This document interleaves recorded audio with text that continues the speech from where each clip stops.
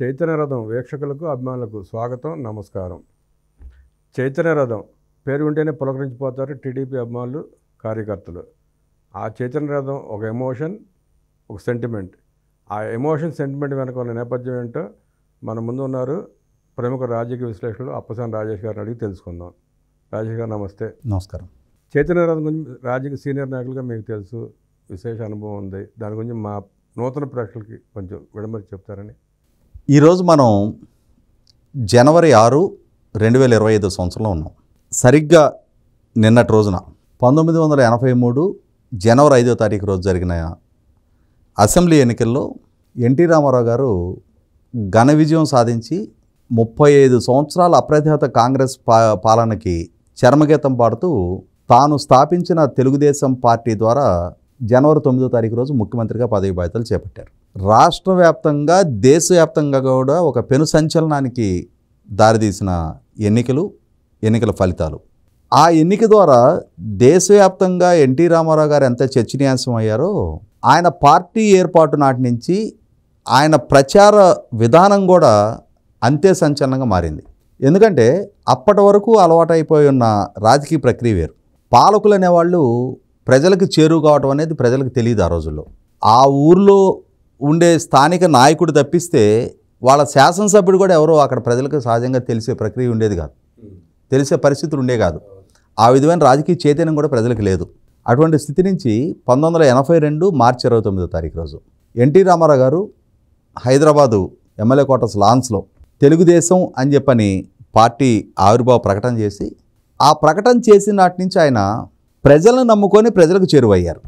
సహజంగా ఈ మధ్యకాలంలో మనం కొన్ని రాజకీయ పార్టీల ఆవిర్భావం నేపథ్యం గమనించాం. ప్రజాకర్షణ కలిగిన వ్యక్తులయ్యుండి కూడా ప్రజల కోణంలో కాకుండా పార్టీని నెలకొల్పాలి అనంటే నాయకుల మీద ఆధారపడి, నాయకుల ఫిరాయింపుల్ని ప్రోత్సహించి, లాబింగులు చేసి తద్వారా పార్టీని ఎస్టాబ్లిష్ చేయాలని చెప్పిన ప్రయత్నం చేసిన పార్టీలు కొన్నిటిని చూసాం.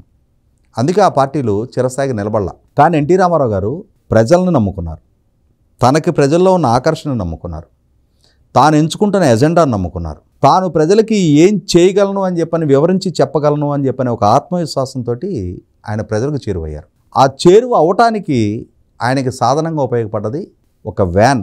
ఆ వ్యాన్కి ఆయన పెట్టుకున్న పేరు చైతన్య రథం. ఆ చైతన్య రథం మీదుగా అప్పటి వరకు ఏ నాయకుడు పర్యటించని ప్రాంతాలకు ఆయన పర్యటించారు, ఏ నాయకుడు చేరువు కాని ప్రజలకు ఆయన చేరువయ్యారు, ఏ నాయకుడు ప్రసంగించనన్ని సభల్లో ఆయన ప్రసంగించారు. ఈ సందర్భంగా నాకు కూడా జీవితంలో మర్చిపోలేని మధుర స్మృతులు కొన్ని ఉన్నాయి. ఎన్టీ రామారావు గారు ఈ పార్టీ ప్రకటన చేసే నాటికి మేము 8th క్లాస్లో ఉన్నాం. 82 మార్చి నాటికి ఆయన ఈ పార్టీ ప్రకటన చేసి ఈ ప్రచార కార్యక్రమాలు మొదలుపెట్టే నాటికి మేము 9th క్లాస్లోకి వచ్చాం. మేము 9th క్లాస్లో ఉండగానే జనవరి నెలలో ఈ ఎన్నికలు జరిగాయి.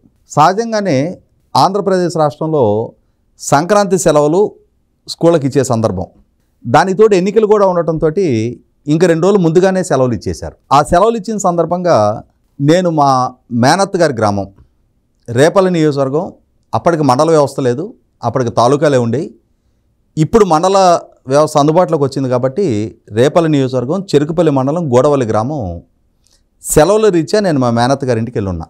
జనవరి 5 ఎలక్షన్కి 3 రోజుల ముందు, అంటే ప్రచారం చివరి దశకు చేరుకుంటున్న సందర్భంగా 3వ తారీఖు సాయంత్రానికి ప్రచారం ముగిసిపోద్ది. ఆ సందర్భంలో ఒకరోజు ముందుగా ఆయన రేపల్లి నియోజకవర్గ ప్రచారానికి వస్తున్నారు. ఎన్టీ రామారావు గారు వస్తున్నారు అనేది ఆ ప్రాంత గ్రామాల మొత్తానికి తెలిసిపోయింది. ఆయన పొన్నూరు వైపు నుంచి చెరుకుపల్లి మీదుగా ఇటువైపు రావాలి. దాంతో ఈ గ్రామస్తులందరూ ఆ రోజుల్లో సైకిళ్ళు, బళ్ళు చెరుకుపల్లి వెళ్ళిపోయి అర్ధరాత్రి వరకు ఎదురు చూసి ఆయన ఇంకా చైతన్య రథం లేట్ అవుతుంది అని చెప్పని వచ్చేశారు. ఇప్పటిలాగా టెక్నాలజీ అందుబాటులో లేదు, ఇంత కమ్యూనికేషన్ వ్యవస్థ అందుబాటులో లేదు. తెల్లవారుజాముకి కబురు వచ్చింది, ఎన్టీ రామారావు గారు వచ్చేశారు. గోడవల్లి ఆనుకొని నడింపల్లి గోడవల్లి అని 2 గ్రామాలు కలిసి ఉంటాయి.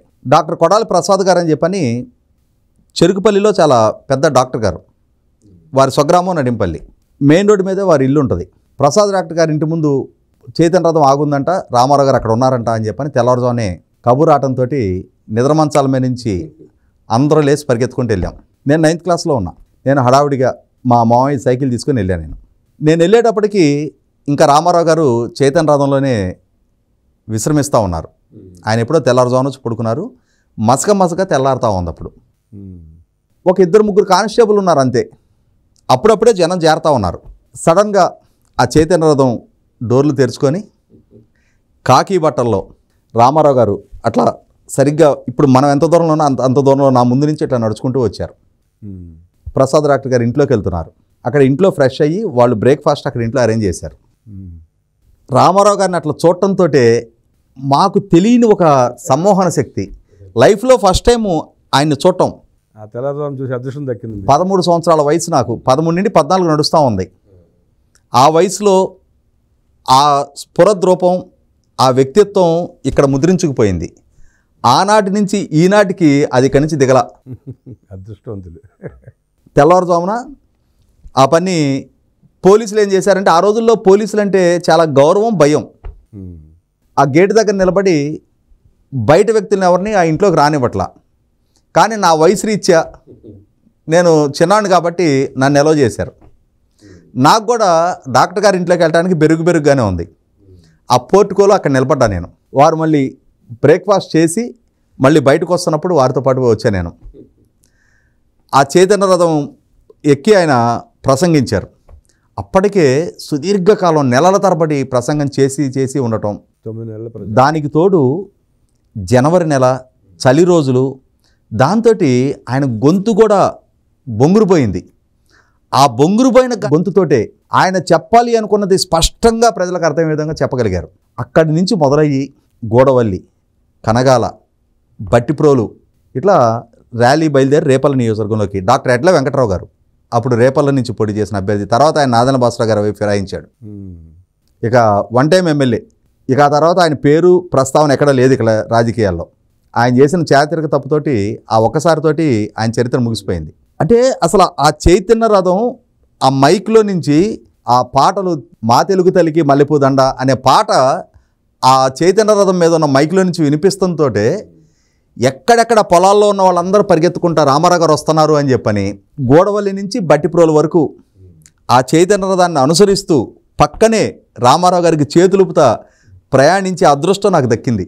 ఆ తర్వాత ఎన్నిసార్లు రామారావు గారిని ఆ చైతన్య రథం మీద నుంచి చూసామో. 1994 ఎన్నికల వరకు ఆ ప్రస్థానం అలా కొనసాగుతానే ఉంది. 1996లో వారు కాలం చేసే వరకు ఆ చైతన్య రథం ఆ మైకులో ఆ పాటలు మారుమోగుతా ప్రజలను చైతన్యపరుస్తా రాజకీయం అంటే ఇది, ప్రజాస్వామ్యం అంటే ఇది, ప్రజలకున్న హక్కులు ఇవి, పాలన ఈ విధంగా జరగాలి, ప్రజాప్రతినిధులు ఈ విధంగా ఉండాలి అని చెప్పని ప్రజలను చైతన్యపరిచి నాయకుల్ని ప్రజలకు జవాబుదారీగా చేసిన నాయకుడు ఎన్టీ రామారావు గారు.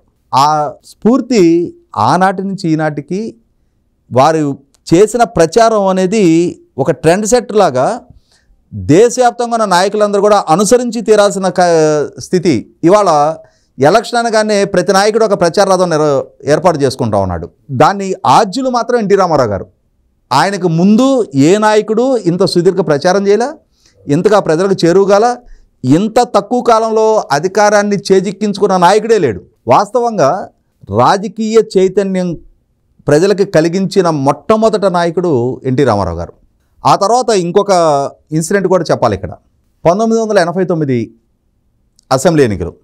అప్పటికి మేము డిగ్రీలోకి వచ్చేసాం. డిగ్రీ ఫైనల్ ఇయర్లో ఉన్నా నేను. 1989 నవంబర్ డిగ్రీ ఫైనల్ ఇయర్లో ఉన్నా. అప్పుడు ఆ ఎన్నికల సందర్భంగా గుంటూరు పేరేడ్ గ్రౌండ్లో మీటింగు. నేను అప్పటికి విద్యార్థి నాయకుడిగా ఉన్నా.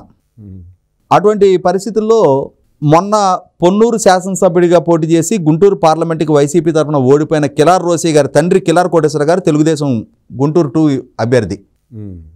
ఆయన తరపున అలాగే డాక్టర్ ఎంఎస్ఎస్ కోటేశ్వరరావు గారు అప్పటి వరకు ఎన్టీ రామారావు గారి క్యాబినెట్లో మంత్రి, వైద్య ఆరోగ్య శాఖ మంత్రి, వారు గుంటూరు పార్లమెంట్ అభ్యర్థి. వారిద్దరికీ మద్దతుగా ఎన్టీ రామారావు గారు ప్రచారానికి వచ్చారు. ప్రచారానికి వచ్చి చైతన్య రథం మీద నిలబడి వారు ప్రసంగిస్తూ ఉన్నారు. ఆ చైతన్య రథం చుట్టూ రామదండు అని చెప్పని పంచుమర్తి భూపతి అని రామదండ అధ్యక్షుడు ఉండేవాడు గుంటూరు జిల్లాకి. తను మాకు మంచి మిత్రుడు.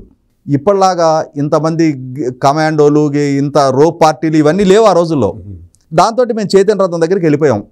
మా కాలేజీ, మా మిత్ర బృందం అందరం కూడా వెళ్ళిన తర్వాత మాకు ఇప్పుడు ఎన్టీ రామారావు గారు కుమారుడు రామకృష్ణ గారు అన్ని కార్యక్రమాల్లో పాల్గొంటున్నారు కదా, ఆయన చైతన్య రథం పక్కన ఉన్నారు. మాకు ఆయన రామారావు గారు అబ్బాయి అని తెలియదు. మమ్మల్ని విద్యార్థులుగా మేము ఆ చైతన్య రథం దగ్గర నిలబడి ఉంటే ఆయనే వచ్చి పరిచయం చేసుకున్నారు. నేను రామకృష్ణ, నా పేరు రామారావు గారు అబ్బాయిని అని చెప్పని. మాకు మనసు పులకించిపోయింది రామారావు గారు అబ్బాయి సాక్షాత్తు మాతో మాట్లాడటం. అప్పుడు ఆయన హరన్నయ్య ఉన్నారు, చైతన్య రథ సారథి హరికృష్ణ గారు, ఆయన లోపల కూర్చోన్నారు. ఆయన్ని పిలిచారు. హరికృష్ణ గారు దిగి ఆయనతో మాట్లాడాం మేము. అంటే ఇవి కొన్ని జీవితకాలం గుర్తుండిపోయే మధుర స్మృతులు. తర్వాత హరికృష్ణ గారు రోడ్డు ప్రమాదంలో చనిపోవటానికి కొద్ది నెలల ముందు నేను వారిని కలిశాను ఆహ్వాన హోటల్లో. వారికి చెప్పాను, నేను ఇట్లా పలానా సందర్భంలో మిమ్మల్ని కలిసాం, మేము విద్యార్థులుగా ఆ రోజుల్లో మీతో మాట్లాడాము అని చెప్పని. కాకపోతే వాళ్ళు కొన్ని వందల సభల్లో పాల్గొని ఉండటంతో మనకి గోల్డెన్ మెమరీ అది, వాళ్ళకి అది గుర్తుండకపోవచ్చు. కాకుండా ఏంటంటే చైతన్య రథం సృష్టించిన సంచలనం, చైతన్య రథం రాష్ట్ర రాజకీయ గతిని మార్చింది. ప్రజలకి రాజకీయం పట్ల, పాలన పట్ల, నాయకుల పట్ల అవగాహన పెంచింది. ఇటువంటి చైతన్య రథం పేరిట ఇప్పుడు తెలుగుదేశం పార్టీ ద్వారా ఎన్నికలకు ముందు నుంచి కూడా చైతన్య రథం అని చెప్పని ఒక ఈ పేపరు వస్తూ ఉంది.